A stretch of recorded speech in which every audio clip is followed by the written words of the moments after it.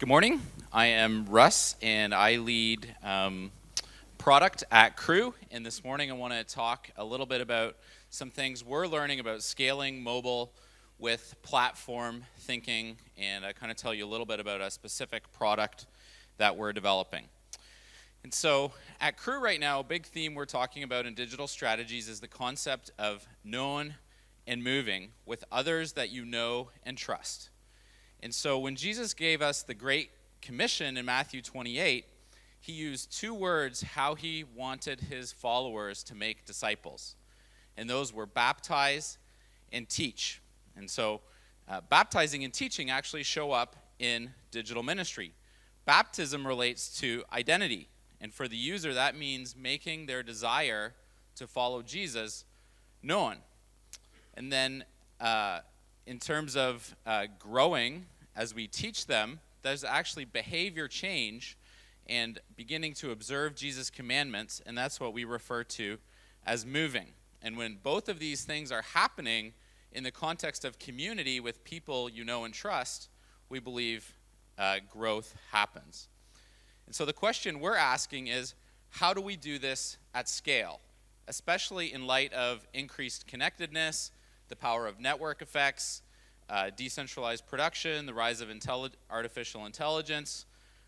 How do we do these? How do we do this known and moving at scale? So if you think about a traditional model of production, we have what's referred to as the pipeline model of production. And so you have a producer who produces something, and then there's a unit of value that moves through a value chain, and ultimately that gets delivered to a consumer. It's pipeline thinking. And so the focus here is often on optimization and efficiency and how you add value through the value chain. And so in terms of industry, this might be resource extraction that happens, and then along the way there's lots of different steps that happen ultimately to where you get a consumer grade product that's happening.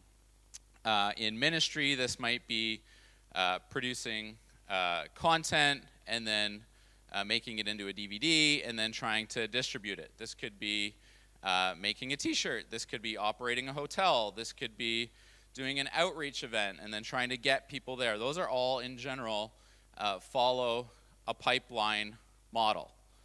But with the advent of those things I talked about before, increased connectivity, network effects, artificial intelligence, decentralized production, we actually have a new model that's emerging called the platform.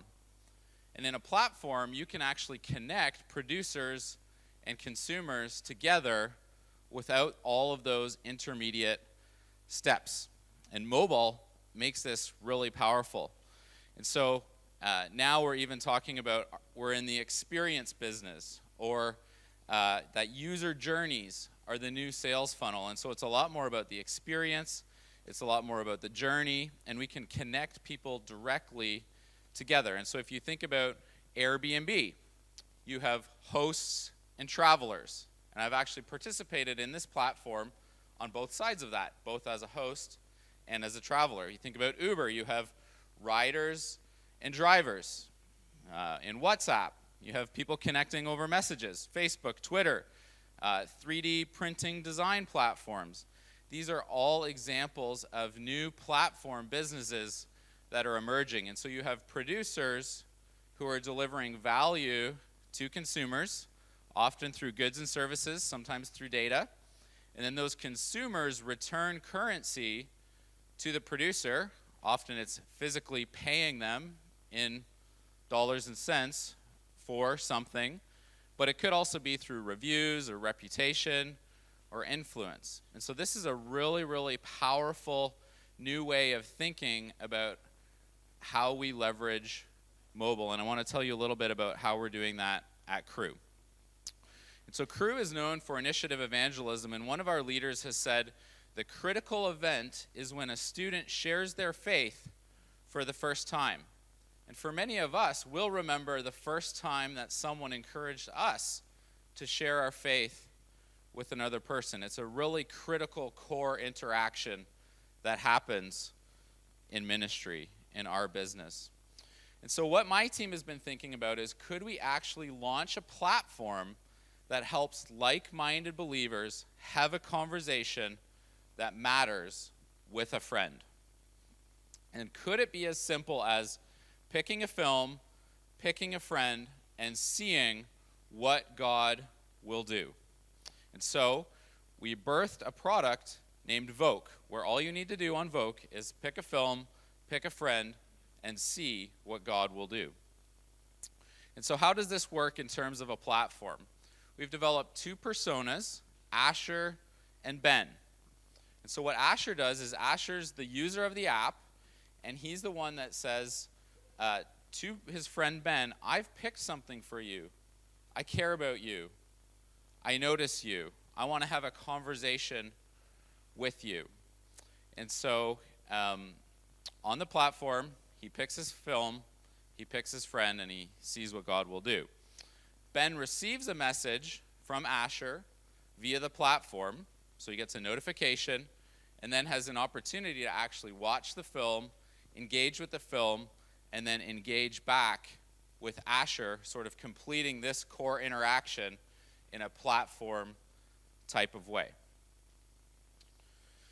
And then the last piece of this is that we're trying to use artificial intelligence and really primitive artificial intelligence to support this core interaction, where we have a bot called VokeBot who says, Asher, here's a conversation starter. This is how you could think about starting your conversation with Ben.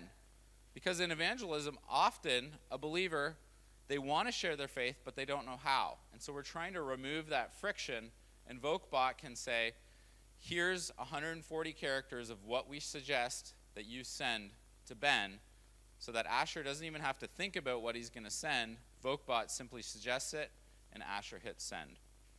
On Ben's side, on Asher's side again, VokeBot can notify Asher that Ben has pressed play. In a traditional setting, when I'm sharing a film with another person, I have no idea if they've actually pressed play or not. In our platform, we know that information. On Ben's side, we can also say, VokeBot can say, hey, hey Ben, Asher wants to chat with you, and stimulate that interaction. So this is discipleship in the moment and at scale. So let me talk to you just a little bit about what we did in the last quarter. So we set some ambitious goals to try to really prove out this platform. We'd been dabbling with it for a while, but we thought, okay, we really need to see if this is viable. And so we wanted 5,000 users, 12,000 spiritual conversations, and see if we could identify 250 spiritual multipliers. So we got about 50% of the way there. Here's some of our numbers, 2430 on the platform, having about 2,800 spiritual conversations. And we identified 23 users that actually initiated 10 or more conversations. And I can talk to you more later about the data and how this works, but what I want to really talk to you about today is what we've learned from trying to build this out as a platform. So the first thing is the core interaction. And what we've learned is getting the value exchange right is really, really hard. That minimum unit of value that transfers between Asher and Ben, and then the currency that's returned from Ben to Asher, getting that right is really, really hard. And then making that happen again and again and again and again and again between Asher and Ben, and between multiple Ashers and Bens, that's really hard. And you have to think long and hard about what this core interaction is. And we've actually spent a couple years kind of tweaking and modifying and learning about what that interaction looks like. We've also realized in the core interaction, in our case serving Asher and Ben, that there's a temptation to want to serve what's called edge interactions too quickly. And so in the Voke platform, we actually have an edge interaction with content providers or content producers, people that might want to put content into our platform.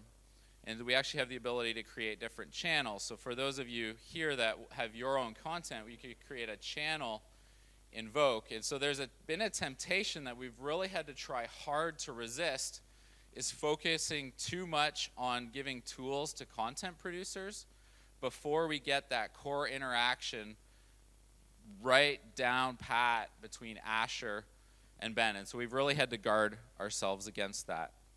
And so I think the principle here in the core interaction as you build platforms is before you can scale, you must get your core interaction right. Because if you don't have a good core interaction, you're not going to be able to actually scale it. Second thing we're learning in building platforms is all about data. One of the really neat things about this platform is that we don't have to ask users for anything that helps us measure ministry success. I don't know what the culture of your organization is like, but in our organization, knowing what people are doing and whether it's working is really important. But it's really hard to get that information, especially when ministry is typically happening in a face-to-face scenario. We want to know how many times was the gospel presented? How many conversations did you have? But there's no value in a volunteer reporting that back to the organization. But organizational leaders really want to know that. And so you have this problem.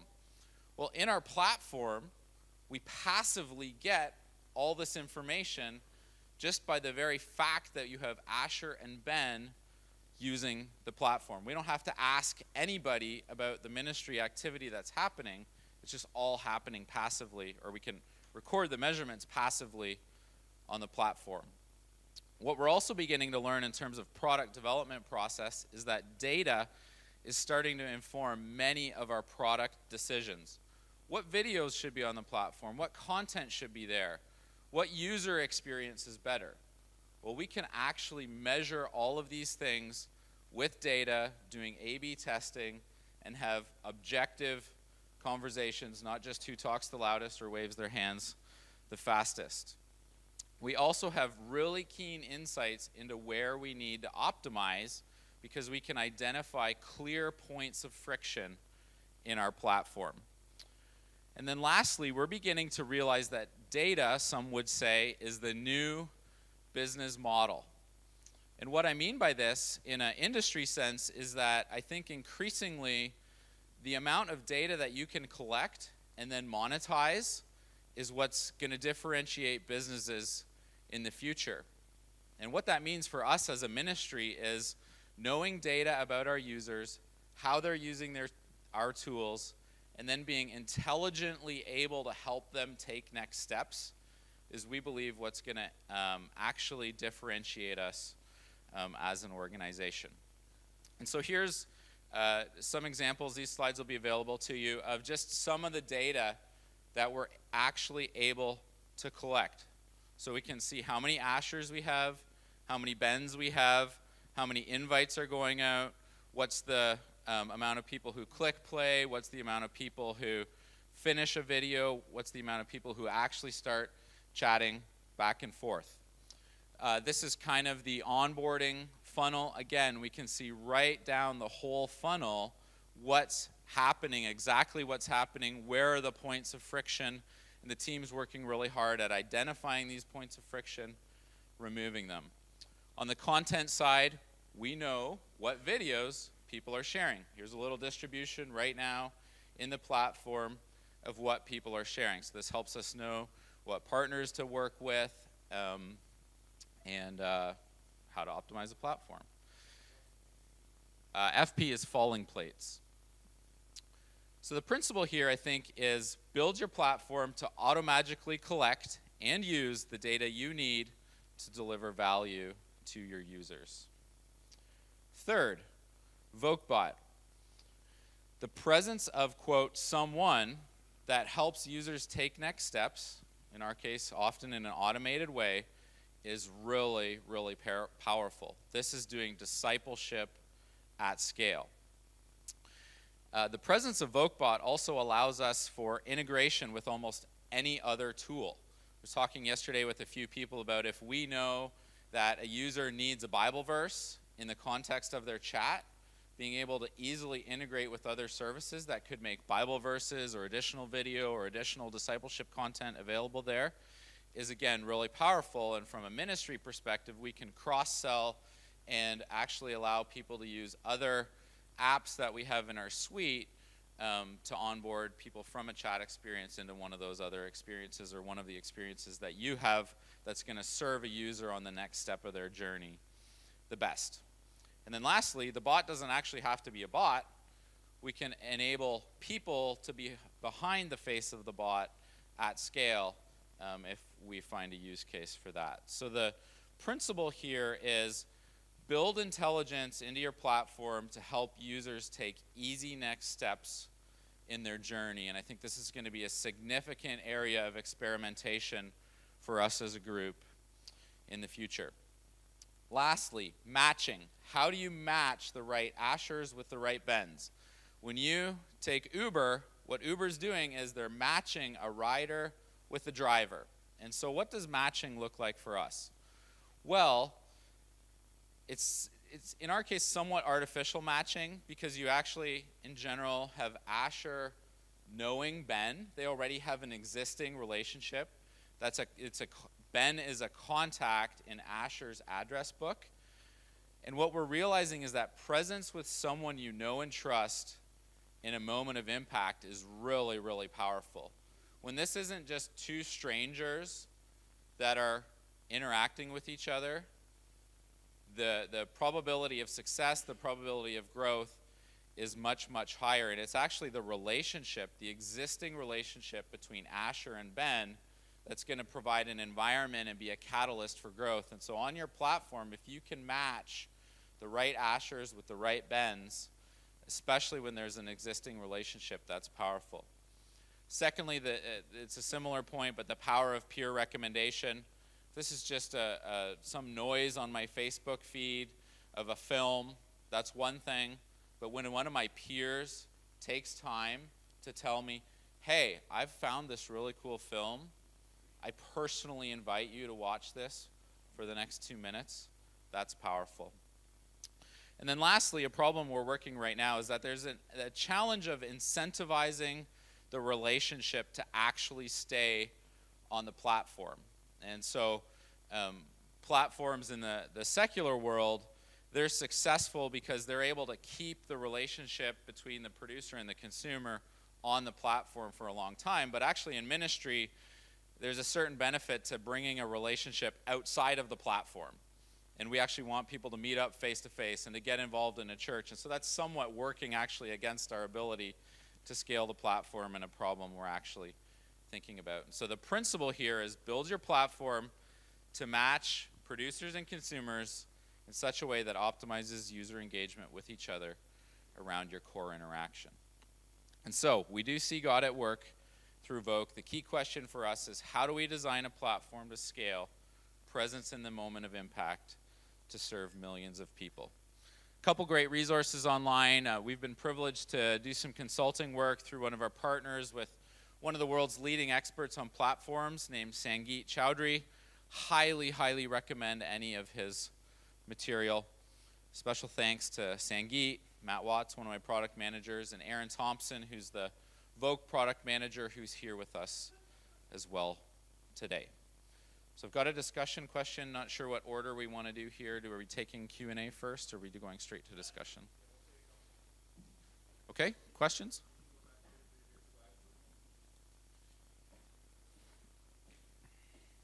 Jeremy.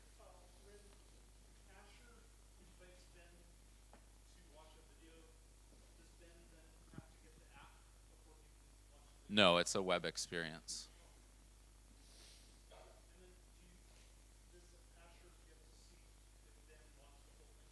Yes. So one of the powerful things that's a part of the platform is we have technology that actually allows us to detect the play event, detect the finish event, and then send that back through the app to Asher. Yes, Asher needs the app. Sorry, why? Because the way we actually are able to send back that information about whether Ben is watching the video or not is powered by the platform, so you need to be on the platform. And then secondly, the bot and the steps and the conversation starters and the ability for the bot to help you take next steps is in the platform. You need to be on the platform for that. But if it's just about sharing videos, you wouldn't need this app.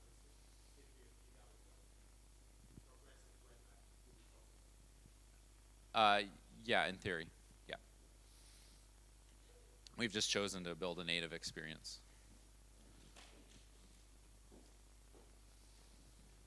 The idea is really great, but the numbers are really low. So what are you trying to do to get every user who starts using the app produce at least one more that will then also start using it?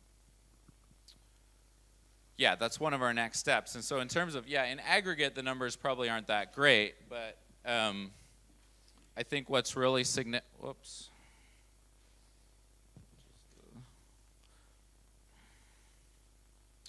What's really significant, user error.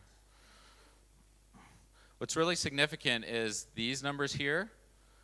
You're not going to see those type of numbers in an advertising experience. And we talked to a guy that ran a very successful Facebook gaming company out of Hong Kong, and he said these numbers are unbelievable.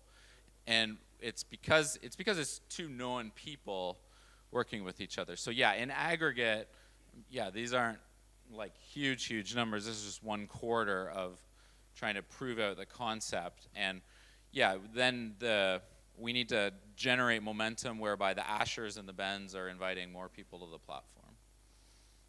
At the back.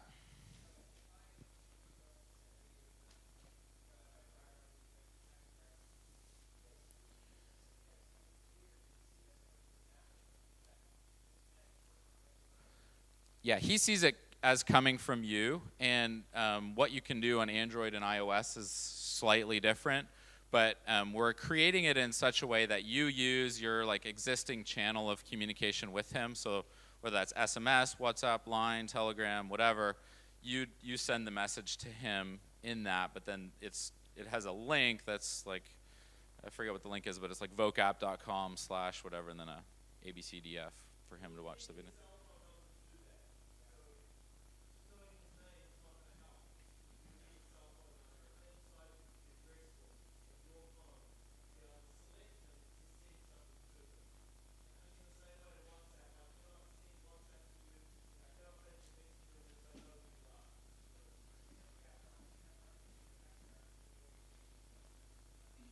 Yeah, that's fine. Yeah, as long as and then whatever channel you want to use, whether that's SMS or Facebook or WhatsApp. Okay, 2 quick questions. You may have already answered this, but does this work for any video, or does it have to be on your platform?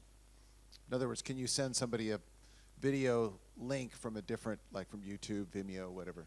Yeah, not right now. It has to be a video in platform, and right now we have a limited amount of videos, but that's the sort of edge interaction I'm talking about, is why it's truly a platform, is we can actually have channels where any video producer, any content producer could, a car salesman could use the platform to send out videos for their thing. And that's on our roadmap moving forward. That's good. Second question is, right now it's all in English. Obviously the user can write the message in whatever language they want to, but are there plans to do this multilingually? Yeah, again, on the roadmap, and that's where we're learning that mobile app development is really, really hard. And so we've been trying to be really disciplined to get that core interaction down right before we try to go to 100 different languages.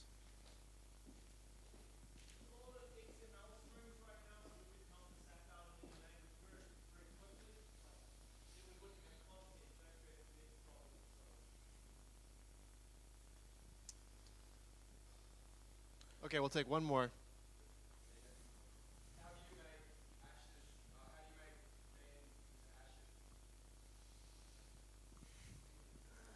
Yes, that's the hard part, and that's sort of the soft part of ministry, but we're trying to craft an experience that gets Ben and Asher into a relationship where they can then take the next step. And that's where we believe the integrations that will become possible with the platform and with VokeBot is we then want to help Asher and Ben, likely needs to be in another place, on maybe another one of our apps, or maybe it's in one of your learning courses. Take that relationship that's catalyzed in Voke, and then transition it to another environment where that growth and that discipleship and that discovery process will really happen. The core value proposition of our platform is really like kick-starting that meaningful conversation, and then hopefully guiding it towards a place where it can go deeper through multiple pieces of content over time. All right. Okay. Thanks a lot, Russ. This was good. Thank you very, very much.